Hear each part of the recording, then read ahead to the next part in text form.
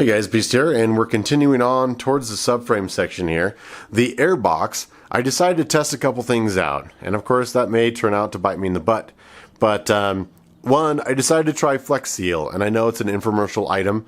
I decided to spray the outside with this, and I concentrated basically at the seam. I want to make sure that I get a good seal in that seam. There's a couple sections look like they were widening out. It's certainly just a spot for dirt, and I just want to make sure overall that this thing had a decent seal in it. This is after all your Airbox. There's some strange chewed up sections here in the back, so again I may go over that just a little bit more with a little bit thicker coat just to make sure those aren't tempted to wear through. I don't know if that's tire marks or what it is. We're going to go over a upgrade called the I think it's the Chain Master from Top Gun, and that's going to be protecting this Airbox piece here, and we'll talk about that in just a second. But the other main thing that I wanted to try, and I'll put in a picture here, is this tube here was easily rotated. Now, it has a very large flange that fits inside the Airbox, so I wasn't really worried about things getting in, but I thought for the heck of it, I put on some gas-resistant, oil-resistant sealer. Be very careful about what you decide to use on Airboxes, and the fact that I knew that this wasn't going all the way through, so it wasn't like it was filling a hole from the inside. I don't think the Flex Seal is gas-proof like this seal-all, and I'll put a photo here, right, of what the actual sealant is.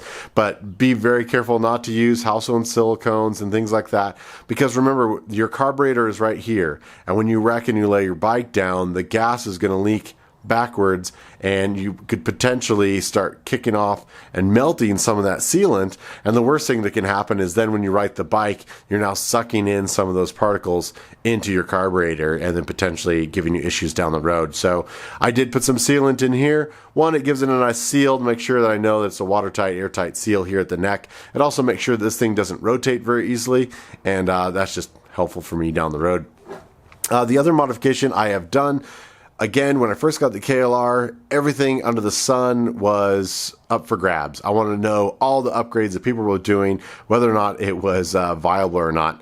And this is something that certainly doesn't hurt, but this is the check valve. And I'll put in a real quick video of when I did this 2.5 years ago. Just taking care of the PCV mod. Basically from the breather box, you're putting in a check valve inside so that the engine can breathe out, but it can't suck anything in. Probably not necessary. A lot of guys online put clamps, but it's a super tight fit. All I did was use a little bit of silicone, although you can't really read, that's what that is. Goes right on. I think it's going to be a great fit. I'm not going to worry about putting any clamps on it.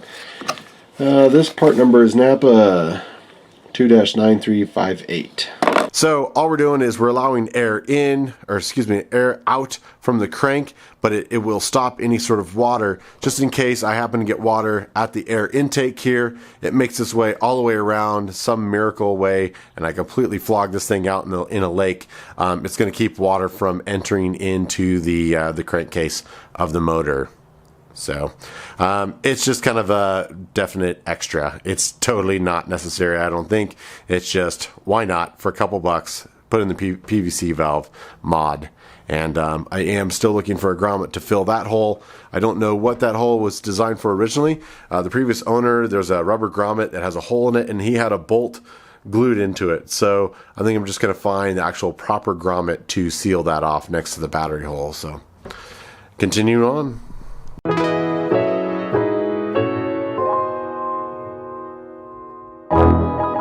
Thanks for all the love and support. You guys are amazing. Please like, share, and subscribe. Follow the adventure on social media, and we'll see you on the road.